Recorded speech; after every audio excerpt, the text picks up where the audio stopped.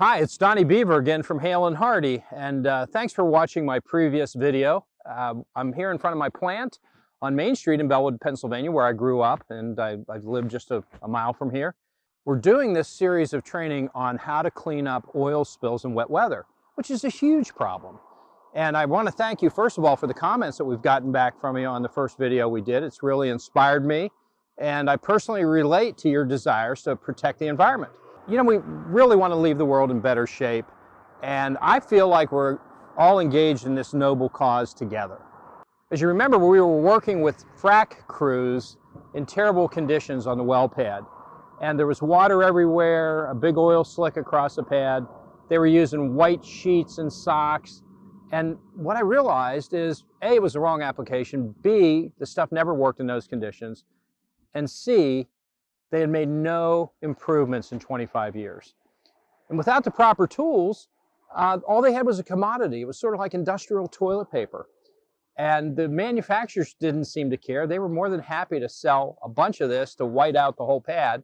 As a matter of fact, one summer, one of the manufacturers sponsored a contest where the salespeople from the distributors, whoever won the contest, got a free Harley for selling white spill sheets and watching them get tossed away. I just thought it didn't make any sense at all. But I think the thing that bothered me the most was there was no training. And as I thought about it, it was like, of course there's no training. The people who are selling this stuff don't know how to use it. They were never trained properly. How could they train other people? I got sort of ticked off.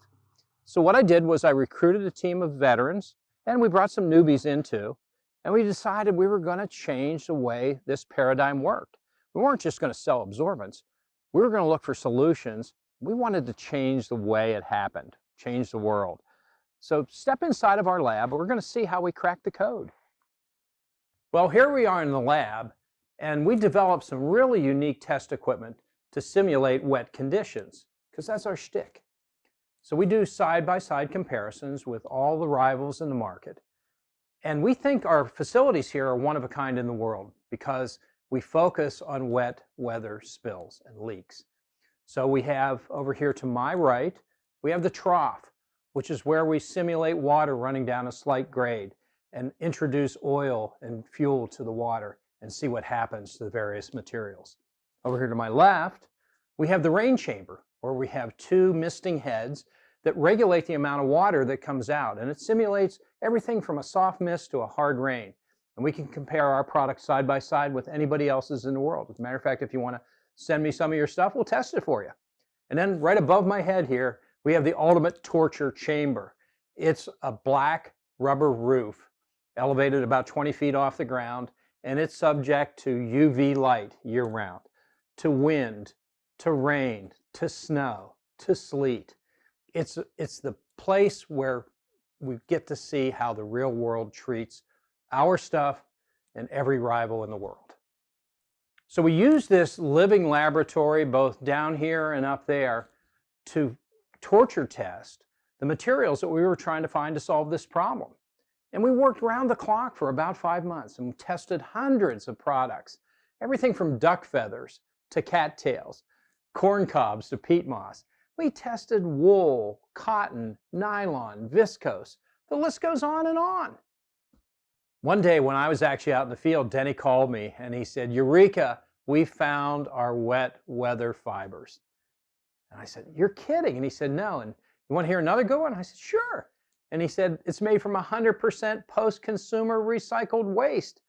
It's Goodwill rejects." I said, "You got to be kidding." He said, "No, even the Salvation Army didn't want it. It was headed to a landfill." And I said, "Are you sure it works?" And he said, "I've already done the tests in the lab, but let's go out in the field and simulate exact conditions." And we wanted to go out and basically do exactly what we said. We weren't satisfied with just making sure our stuff worked. We wanted to know how well it worked compared to the old methods. And here's what we learned. Our hunch was right. Filtering is the ticket. It changed the whole paradigm. What you're going to see here is a close-up of how a filtering product will hold back the oil, keep the spill at bay, prevent it from going through while the clean water filters through the fabric. For the past year, we've been working on this concept of a training video series, and we call it In the Trenches because that's where we are most of the time, out in the trenches with our customers. And in this series, you're going to learn how, first of all, to cover a storm drain. Sounds simple? It's amazingly simple, and it works like gangbusters. Who would think something as simple as filtering the water before it goes down a storm drain would be a huge contributing factor to the success of our products? But we're going to show you that it does. So I get asked questions all the time. We keep this giant log on a Google sheet of the questions our prospects and customers are asking us. And we've developed this notion that there are three big myths out there that we want to bust. Myth number one: there's nothing new in the absorbent spill world. And of course, that's what the white spill sheet folks want you to believe. They're all heavily invested in huge pieces of manufacturing equipment to make this white melt-blown polypropylene. Collectively, the industry has more than $100 million tied up. Recent facilities that were put online cost $20 million. They got to keep selling what they make because they got to get their money back. Recently, the COVID crisis created another problem for the manufacturers of the white melt-blown stuff. The same equipment can be used to manufacture masks and gowns. And guess what they get more money for? The medical supplies. The oil spill absorbents are low value. And so they even have less incentive to innovate, less incentive to spend time trying to teach you how to use stuff that doesn't work. And even though they know their stuff doesn't work in wet weather, they still want to keep selling it to you. Actually, I think they're embarrassed because they don't want to try to train you in the real world with stuff that doesn't work. Myth number two: our stuff that we make has to be more expensive because it's new, right? Well, guess what? It's not more expensive. It's 90% less expensive. Why? Because labor is the most expensive part. Materials only count for about 3 to 10% of any spill control and cleanup job. And if I can show you how to cut your labor by 50, 60, 70, up to 80 or 90%, why wouldn't you want to invest in it?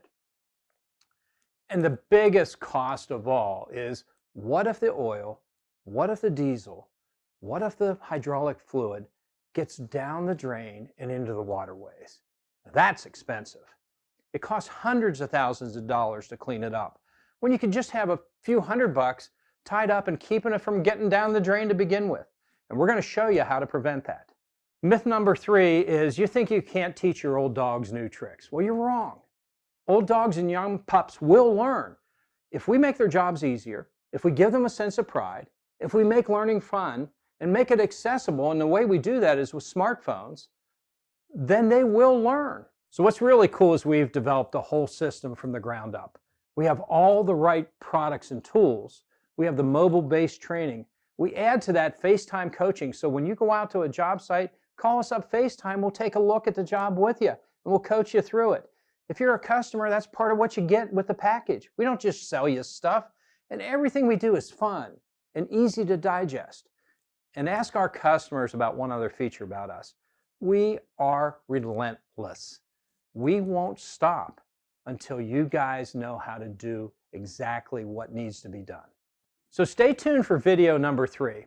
We're going to teach you how our new materials work. We're going to give you new strategies and tactics that are dramatically simpler than the old ways. If you would, just use the comments section below. Tell me about your burning questions. What challenges and problems do you have with cleaning up oil and fuel spills in wet weather? Paint a picture. What does your ideal world look like? Just use the comment section below. This is Donnie Beaver again from In the Trenches. See you in the next video.